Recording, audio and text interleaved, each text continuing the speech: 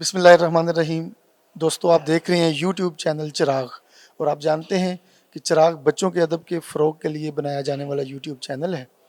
आज हमारे इस चैनल के मेहमान हैं पाकिस्तान में बच्चों और बड़ों के अदब का मारूफ नाम, फ़िक्शन के हवाले से, तर्जुमे के हवाले से, इदारत के हवाले से बहुत बड़ा नाम, जनाब इब्ने आस।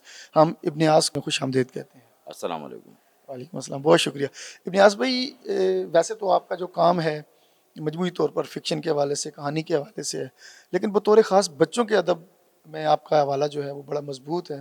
तो सबसे पहले तो बच्चों के अदब के हवाले से इस वक्त जो मंजरनामा आपको नज़र आ रहा है उस पर थोड़ी सी रोशनी डालें। देखिए जी, अस्सलाम वालेकुम। बात यह है कि ये सवाल उमूमी तौर पर किया जाता है कि जी मौजूदा मंजरनामा क्या कहता है। मेरी ज़ाती राय ये है कि ये कहा जा रहा है, आम तौर पर लोग कहते हैं कि जी किताब का दौर ख़त्म हो गया, बच्चों के अदब पर बुरा वक्त आया हुआ है, और लोग मोबाइल की तरफ और या दूसरे सोशल मीडिया की तरफ ज़्यादा मुतवज्जह हैं। लेकिन मैं इस बारे में बहुत पॉजिटिव हूँ। मेरा ख़्याल ये है कि आज के दौर में पिछले 10 सालों में जितने लिखने वाले पैदा हुए हैं, इतने लिखने वाले कभी रसायल के दौर में पैदा नहीं हुए हैं। उसकी वजह बुनियादी ये है कि सोशल मीडिया आ जाने के बाद हर शख्स के हाथ में एक अपना रिसाला आ गया है, एक अपनी साइट आ गई है, एक अपनी वो उसको लिखने का इजहार के मौक़े बहुत आसान हो गए।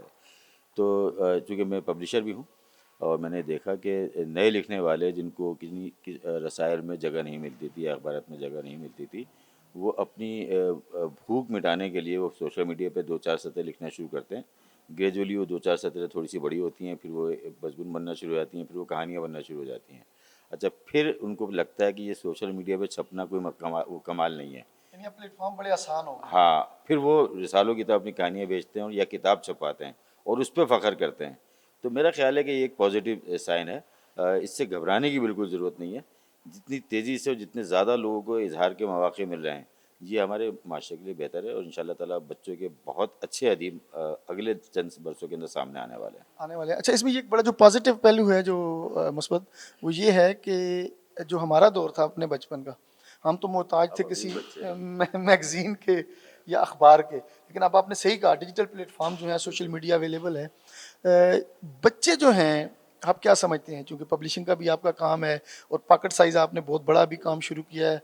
दोस्तों, पॉकेट बुक साइज़ जो बहुत अच्छी सीरीज़ है इब्ने आस पब्लिकेशन की, बड़ी अच्छी है। तो बच्चे किस तरह के, आपने क्या एनालिसिस किया, किस तरह का अदब पढ़ना चाहते हैं? अच्छा, मैं इसमें बुनियादी तौर पर पॉकेट साइज़ के बारे में एक बात बता दूँ। मैं सिर्फ़ पॉकेट साइज़ छाप नहीं रहा, इसके पीछे एक बहुत बड़ी प्लानिंग है।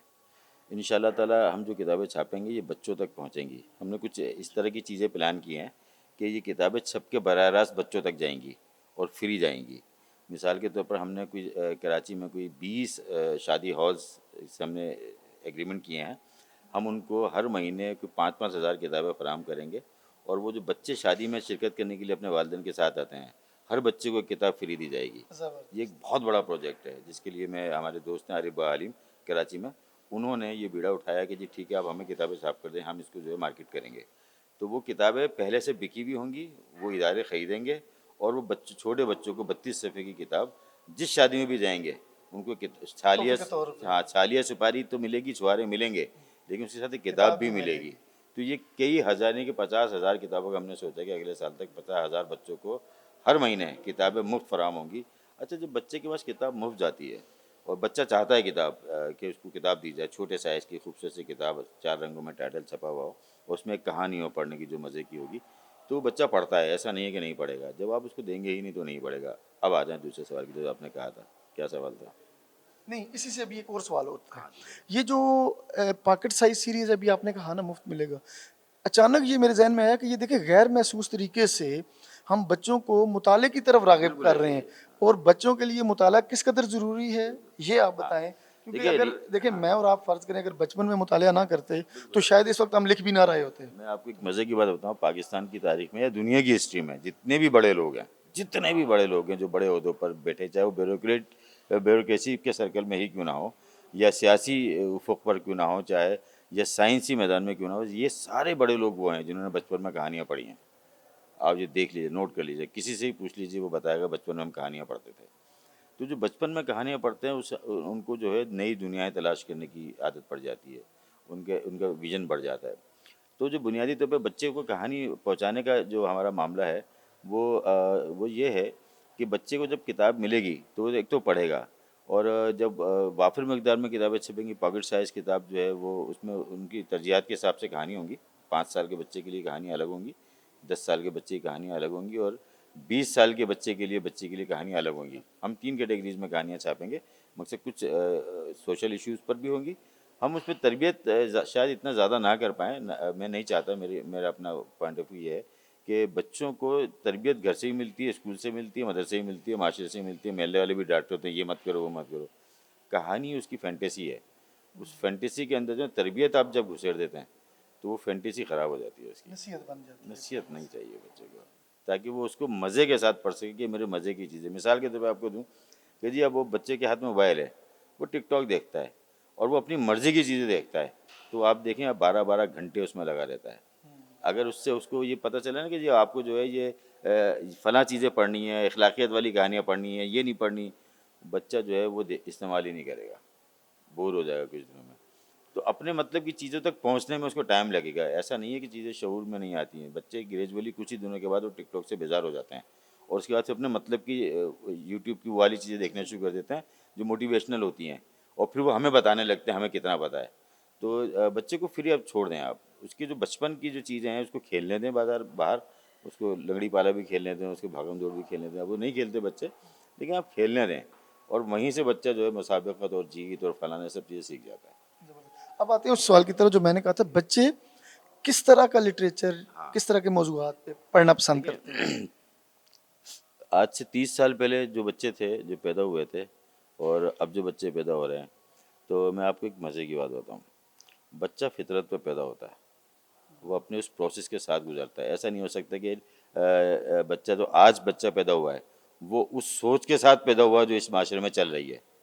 بچہ تو اسی معصومیت کے ساتھ پیدا ہوا جس سے 1400 سال پہلے یا 2000 سال پہلے پیدا ہوا تھا، اور گریجولی جو اس کو ماحول ملتا ہے اس کے حساب سے اس کی مینٹیلیٹی بنتی چلی جاتی ہے. لیکن بچپن کی جو معصوم اس کی چیزیں ہوتی ہیں، مثال تو بھوک کیسے لگے گی، کیسے کھانا کھائے گا، پیاس لگے گی، وہ سب سیم ہے، وہ تبدیل نہیں ہوتی ہے. تو اس کو وہی اس کی جو فطرت کی چیزیں، فینٹیسی اس کو پسند آتی ہے، اس کو تصوراتی چیزیں پسند آتی ہیں، اس کو جہان حیرت کھلتا ہوا نظر آتا ہے، پرستان. یہ آج بھی بچے کی فینٹیسی وہی ہے، اور اس کا ثبوت یہ ہے کہ پوری دنیا میں بچوں کے لیے جتنا بھی کانٹینٹ تیار ہوتا ہے وہ سارا اسی قسم کا ہوتا ہے. وہ کہیں یہ نہیں بتاتے کہ جی اخلاقیات اور وہ یہ بچے کو نہیں بتاتے. وہ بچے کی تربیت میں شامل کرتے ہیں ایجوکیشن میں، لیکن جو اس کی کتابیں ہیں، اس کی کہانیاں ہیں، اس کی اپنے کامکس ہیں، یہ سارے تصور سے ماورا ہیں. تو بچے کو ویسی ہی کہانیاں دینی چاہیے میرا خیال ہے. یہ جو اخلاقی تربیت والی اور معاشرتی شعور والی کہانیاں، یہ ٹین ایج سے اوپر جا کے دینا چاہیے.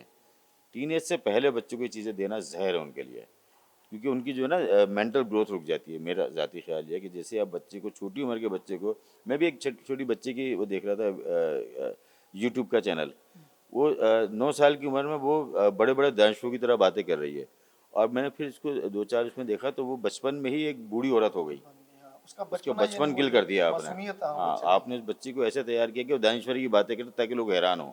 اس کے نتیجے میں کیا ہوا کہ وہ بہت چھوٹی عمر کے اندر ایک فلاسفر بننے کی کوشش کر رہی ہے. اس کا نتیجہ یہ نکلے گا جب وہ جوانی کی عمر میں پہنچے گی وہ بوڑھی ہو چکی ہوگی مینٹلی. تو یہ ظلم ہے بچوں کے ساتھ. بچے کو اس کے بچپن کل نہیں کرنا چاہیے. اس کو اس کی ایج کے حساب سے جس طرح کی، جیسے مثال کے طور پہ وہ حیران ہوتا ہے چیزوں کو دیکھ کے، یہ کیا ہے، یہ لائٹ کیسے چل رہی ہے، یہ چیزیں تجسس ہے، اس کی تجسس، فطرت میں حیرانی ہے. فطرت میں حیرانی، اس کی فطرت میں حیرانی ہے، کیونکہ اللہ تعالیٰ نے قرآن مجید میں کہا کہ انسان اپنی فطرت پہ ہے، فطرت پہ پیدا کرتا ہے اللہ. تجسس نہیں ہوگا تو وہ جاننے کی کوشش نہیں کرے گا. جاننے کی کوشش میں کیا چیزیں ہیں، آپ جو اس کو اس کی عقل سے ماورا چیزیں دکھاتے ہیں تو اس کی حیرت سے آنکھیں پھٹی رہ جاتی ہیں. وہ حیران نظروں سے دیکھتا ہے. اس کے سامنے آپ بلب جلا دیں تو اس کی آنکھیں یوں چندیا جاتی ہیں. تو آپ اس کے شعور سے زیادہ ایسی چیز جو اس کے عام مشاہدے میں نہیں آتی ہے، اس طرح کی چیزیں دیں گے تو اپنا ذہن، اس کا تخیل جو ہے نا موو کرنا شروع کر دیتا ہے. یہ دنیا کہاں ہے، پاکستان کیا ہوتا ہے، شہزادے کیا ہوتے ہیں، یہ کیسے ہوتے تھے، اڑن کھٹولا کیا اڑن ہوتا ہے؟ کھٹولا کیا ہوتا ہے. تو یہ دیکھیں اڑن کھٹولا کا خواب ہی تو تھا نا جہاز بنا، ایسے ہی تھا نا. جی بالکل. اور وہ پانی کے نیچے تیرنے کی خواہش تو تھی نا، آبدوز بنائی. تو یہ جب آپ بچے کے ذہن سے یہ چیزیں ختم کر دیں گے اور بچے کو اس بات پہ لگا دیں گے کہ جی تمہیں دنیا کو جو نا کوئی اخلاقی اور سماجی تصورات دینا ہے، چھوٹے بچے کو نہیں، بڑے بچے کو تو آپ بتائیں. میں بولتا ہوں ٹین ایج میں جا کر آپ یہ سب چیزیں سکھائیں کہ بھائی آپ کی یعنی یہ جو تخیل ہے وہ یہ چھوٹی ہے. تخلیقیت کی بنیاد ہے. کسی بھی بالکل، تخلیق آپ نے کی. بہت اچھا جملہ بولا ہے تخیل اصل میں تخلیقیت کی بنیاد ہے. اگر آپ نے اس کی تخلیقیت ختم کر دی بچپن میں تو پھر وہ آگے اس سے کسی اچھے شہری بننے کی امید نہ رکھیں. وہ نہیں بن سکتا کیونکہ اس نے سوچا ہی نہیں ہے بیاؤنڈ دا لائن جا کر. وہ چھوٹی عمر میں سوچتا ہے. اس کے پاس تو بہت سارے سوال ہوتے ہیں نا. کچھ سوال تو ایسے ہوتے ہیں کہ بچہ پیدا ہوا اس کو یہ سوال آپ نے سوچنے ہی نہیں دیا کہ اس کی ماں ہے, اس کی ماں کیوں ہے, اور یہ اس کا باپ ہے تو اس کا باپ کیوں ہے. یہ آپ نے کبھی سوچنے ہی نہیں دیا. آپ نے یقین دلا دیا اس کو کہ یہ تمہاری ماں ہے, یہ تمہارا باپ ہے. اس کو آپ نے سوچنے کا موقع ہی نہیں دیا کہ یہ کس دنیا میں اچانک آ گیا ہے, کہاں سے آ گیا ہے. یہ آپ سوچنے نہیں دینا چاہتے اس بچے کو. آپ چاہتے ہیں بچہ چھوٹی عمر میں دانشور بن جائے, وہ اس طرح بیہیو کرے جیسے بڑے آدمی بیہیو کرتے ہیں, تہذیب کے ساتھ بیٹھے, تہذیب کے ساتھ چلے. یہ سب چیزیں بچپن میں سکھانا چاہتے ہیں ہم اصل میں جس ایج میں خود ہوتے ہیں ہم. چاہتے ہیں کہ ہاں, اسی ایج میں بچہ آ جائے, بچہ آ جائے. ہم چاہتے جو ہیں ہماری کہ وہ ذہنی شرارت نہ کرے, شرارت نہ کرے. جبکہ آپ کر کے آئیں. چھوٹے سے بڑے بچے آتے ہیں وہ جب ٹین ایج سے اوپر نکلتے ہیں تو محبت بھی کرتا ہے. آپ نے تو کی ہے لیکن آپ اس کو نہیں کرنے دینا چاہتے. یہ آپ کا وہ پروسیس ہے جہاں پہ آپ جو سب کچھ کر کے آئے ہیں وہ اپنے بچوں کو نہیں کرنے دینا چاہتے.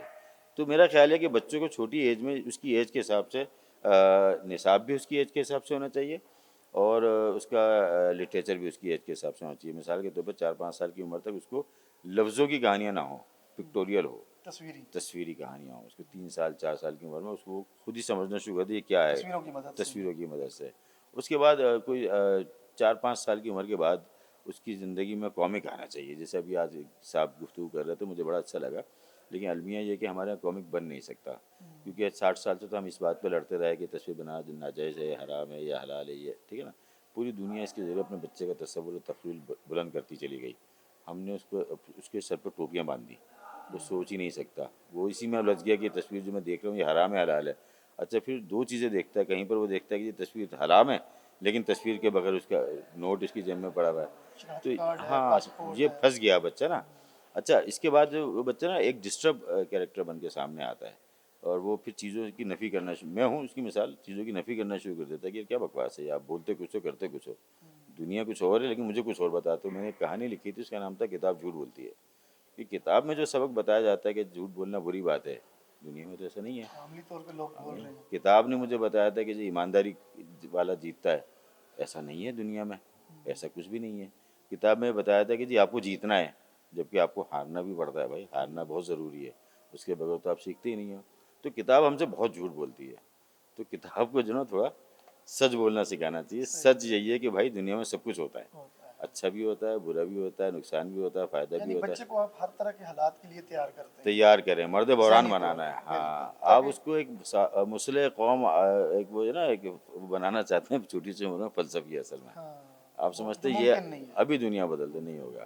تو بچوں کا ادب بچوں کی ذہنی سطح کے حساب سے ہونا چاہیے. جیسے میں ادبیات کا میں دیکھ رہا تھا, اور بہرطوں میں آپ کا تو خاص طور پہ ابھی یہ کہنا چاہوں گا, آپ نے بچوں کا ادب کے لیے جو مطلب میں حیران ہو گیا ہوں. میں نے لوگوں سے روک کے بتایا کہ یار اس آدمی کا کنٹریبیوشن یہ ہے. کیوں ہے؟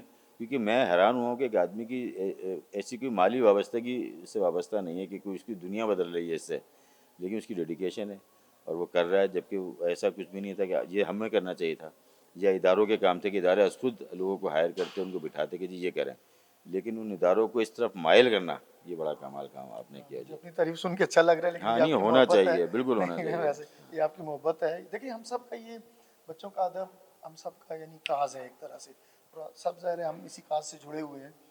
مجھے ایک جو بات یاد آ رہی ہے وہ یہ ہے کہ ترجمہ جو ہے, پچھلی دنیا اس پہ بھی بڑی بحث ہوئی کہ ترجمہ ایڈاپشن فلاں. اگر آپ ریفرنس کے ساتھ حوالے کے ساتھ ترجمہ کرتے ہیں, اور مجھے پتہ ہے ہیری پوٹر کا, ہانس کرسچن اینڈرسن کا, موپسن کا, آپ نے بہت خوبصورت تراجم کیے ہوئے ہیں. تو ترجمے کو, چونکہ ترجمہ میں یہ سمجھتا ہوں کہ تہذیبوں کے درمیان مکالمے کا نام ہے, آپ دوسری تہذیب سمجھ رہے ہوتے ہیں, بچوں کے لیے کس قدر ضروری ہے؟ اچھا میں آپ کو بتاتا ہوں. دیکھیں 2 چیزیں, ترجمے کے بغیر بات آگے بنتی ہی نہیں ہے. کیونکہ آپ جس کنویں میں ہوتے ہیں آپ اس کنویں کی باتیں سوچتے ہیں, لیکن وہ کنواں زندگی نہیں ہے, پوری دنیا باہر ہے, بھی ایک دنیا ہزاروں طرح کے لوگ ہیں. جب تک آپ کو پتہ نہیں چلے گا دنیا کے لوگ, وہ بھی تو انسان ہے نا, آپ کی طرح پیدا کیے, اللہ نے پیدا کیے, وہ کس طرح سوچتے ہیں, وہ اپنے بچے کے لیے کیا سوچتے ہیں.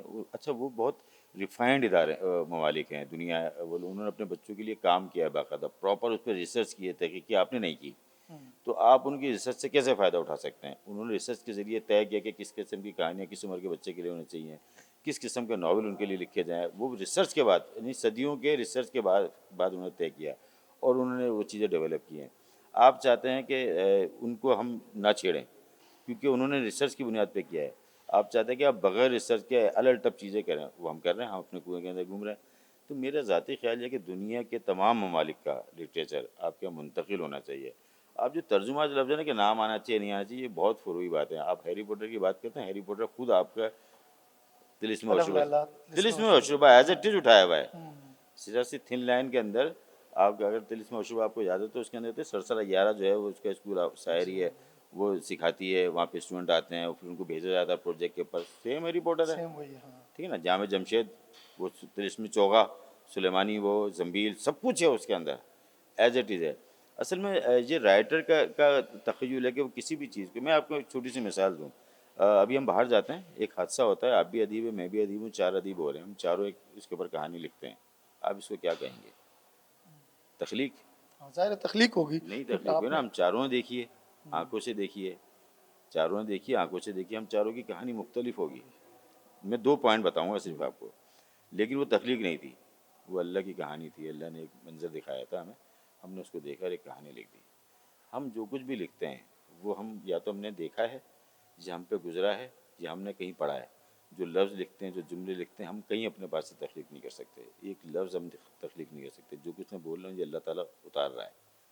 تو آپ کی تخلیق کیا ہے جس کے اوپر آپ تخلیق کے لیے لڑ رہے ہیں؟ آپ کا کچھ بھی نہیں ہے، جو ہم نے سنا وہی دہراتے ہیں، جو ہم نے لفظ سیکھے ہیں انہی لفظوں میں بات کرتے ہیں، جو ہم نے کہانی پڑھی ہے انہی کہانیوں کو گھما پھرا کے لکھتے ہیں، جو ہماری زندگی کے ارد گرد واقعات ہیں، جو قدرت کی کہانی تھی ہم نے اس میں سے چیزیں اٹھا کے لکھ دیتے ہیں، اس کو ہم تخلیق کہتے ہیں۔ یہ تخلیق نہیں ہے اگر اس کو مان لیا جائے۔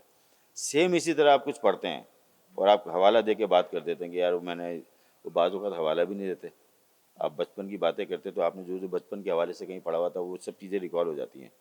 تو اب درخت کا بیان کر رہے ہیں تو آپ نے کہیں پڑھا تھا، آپ درخت کا بیان اسی انداز میں کر دیتے ہیں۔ آپ نے سڑک کا بیان کچھ لکھا کہ بھئی ہمارے گلی میں سڑک تھی تو ایسی ٹھنڈی سڑک تھی، ٹھنڈی سڑک تو 50 دفعہ لکھی جا چکی ہے، لیکن آپ نے بھی لکھ دی ہے، لیکن آپ نہیں بتا رہے کہ ٹھنڈی سڑک کے لفظ میں نے وہاں سے لیا تھا، پہلی دفعہ کسی اور نے یوز کیا ہوگا، ٹھیک ہے ظاہر نا۔ تراکیب، استعارے، اشعار، یہ سب استعمال کر کے ایک تحریر بناتے ہیں، کہتے ہیں ہماری تخلیق ہے، کوئی تخلیق کسی کی نہیں ہوتی ہے۔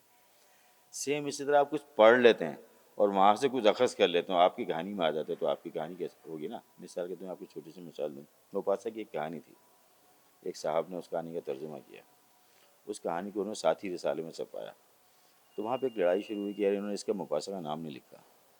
تو میں نے کہا ہاں تو اچھا کیا نہیں لکھا، یہ موپاسا کی کہانی نہیں ہے، یہ ان کی کہانی ہے، موپاسا نے تو بہت اچھی کہانی لکھی ہے، تو بہت اچھی تو اب اتنی گھٹیا کہانی پہ موپاسا کا نام دینا چاہ رہے ہیں؟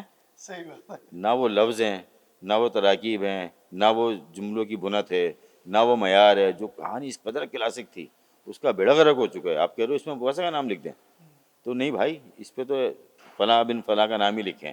صحیح بات۔ میں اس کو اس کی کہانی ماننے پہ تیار ہی نہیں، جیسے ملان کنڈیرا کا میں نے ناول پڑھا، میں ماننے پہ تیار ہی نہیں ہوں کہ یہ ملان کنڈیرا کا ناول ہے۔ ملان کنڈیرا کا ناول میں نے انگریزی میں پڑھا، کمال ہے، یہ اس کے سامنے 2 کوڑی کا بھی نہیں ہے، جسے صوفی کی دنیا چھپا ہوا ہے، میں نے وہ انگریزی میں پڑھا ہے، میں جب اس کا اردو ترجمہ پڑھا بہت اچھا ترجمہ کیا ہوا ہے، لیکن اس کے 5% بھی نہیں ہے یہ، وہ تصور ہی نہیں آتا، وہ تخیل ہی نہیں آتا اس کے پڑھتے ہوئے۔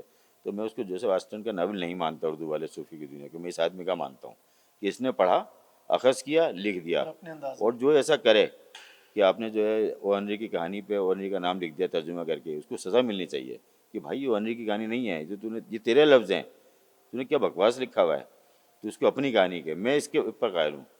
جیسے احمد عدنان طارق، میں نہیں مانتا کہ احمد عدنان طارق نے اینٹ بیٹن کی کہانی لکھی ہے، انہیں احمد عدنان طارق نے اپنی کہانی لکھی ہے، اینٹ بیٹن کی کہانی بہت اعلیٰ تھی، صحیح بات۔ بنیادی بات یہ ہے۔ تو اس لیے نا یہ لڑائی اب لڑنی نہیں چاہیے، صحیح پوری بات۔ دنیا میں یہ ہوتا ہے، ہمیشہ سے ہوتا آیا ہے۔ میں آپ کو بتاؤں، اس سب کی کہانیاں میں نے ترجمہ کی ہیں، کوئی 150 سے زیادہ کہانیاں ہیں، ساری کہانیاں ترجمہ کی ہیں میں نے۔ ہانس کرسچن کی کہانیاں میں نے ساری ترجمہ کی ہیں، وہ امت میں چھپی ہوئی ہیں، وہ 240 کے قریب کہانیاں ہیں۔ کافکا بھی کچھ کہانیاں ترجمہ کی میں نے، وہ 18 ملکوں کی میں نے کچھ 40 کہانیاں ترجمہ کی، آپ کو بتایا تھا میں نے شاید پہلے بھی۔ یہ ساری کہانیاں جو ہے نا یہ پہلے سے پہلے بھی لکھی گئی تھی، ایسپ نے جو کہانی لکھی یہ اس سے پہلے بھی لکھی گئی تھی۔ اور یہ جو اساطیر میں کہانیاں ہیں، مثال کے طور پہ آپ جو ہندی میتھولوجی ہے، یہ یونانی فلسفہ ہے، یہ اس سے پہلے کے دنیاؤں میں لکھا گیا تھا، یہ سب اڈاپٹ کرتے ہیں ایک دوسرے سے۔ یعنی کہ آپ کے جو خرگوش کی، کچھوے کی، فلانے کی، بنگلہ دیش کی کہانی ہے، اس کی کہانی. یہ بڑا کہتے ہیں کہ جی بنگلہ دیش سے ٹریول کر کے وہاں گئی، جھوٹ بولتے ہیں یہ وہاں سے ٹریول کر کے یہاں آئیں، پھر یہاں سے وہاں گئیں، پھر وہاں سے یہاں آئیں. ایسا ہوتا رہا. ایران کی کہانیاں ہیں، راجستھان کی کہانیاں ہیں، یہ سب ایک جیسے دوسرے ٹریول کرتی ہیں. میں نے جب 18 ملکوں کے کلاسک کہانیاں ترجمہ کی تو مجھے اندازہ ہوا یہ ساری وہی کہانیاں جو گھما پھرا کے لکھی گئی ہیں. تو پہلے چونکہ کتاب نہیں تھی، پہلے داستان گو تھے، کہانی ٹریول کرتی تھی سینہ داستان گو کے بسینہ. ساتھ. وہ لے کے جاتا تھا، وہ بولتا تھا. جیسے ابھی ہم کہتے ہیں نا کہ یار میں چین، ابھی ایک صاحب بتایا تھا چین کے بارے میں چین گیا وہاں میں نے یہ دیکھا، ایک کہانی لے کے آ گئے، وہ سنا دی، آپ نے سن لی، میں نے سن لی، آپ نے لکھ دیا کہ چین میں یہ ہوتا ہے، ایک کہانی بن گئی.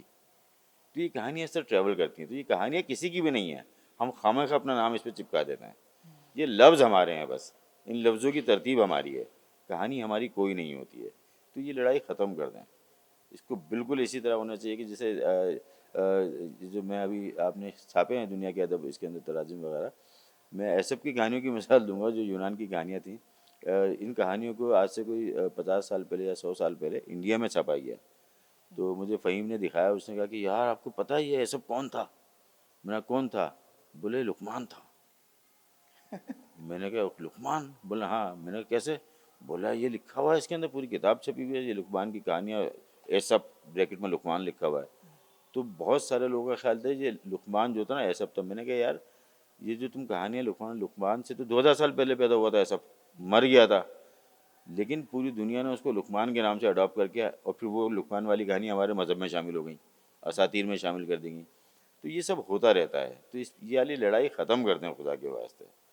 جو بھی لکھ رہا ہے اس کو لکھنے دیں، بچے تک پہنچانے دیں. کوئی بھی کہانی کسی بھی طریقے سے ڈیولپ کر کے اس بچے کی سطح تک پہنچانے دیں اس کو بس. ہاں یہ دیکھیں کہ بچے کو کیا پسند بچے آ کو رہا بتائیں، ہے، اس کو کوئی کہانی سروکار سے. نہیں ہوتا ہے ہاں کہ بالکل یہ ابنیاس نے لکھی ہے یا ریاض عادل نے لکھی ہے. صحیح بات اس ہے. کو کہانی مزے کی لگنی چاہیے. بالکل صحیح ہے. ابنیاس مثال کے بھائی. طور پہ کارٹون بنے ہوتے ہیں، کسی نے آج تک جاننے کی کوشش نہیں کی ان کارٹونوں کی کہانیاں کون لکھتا ہے.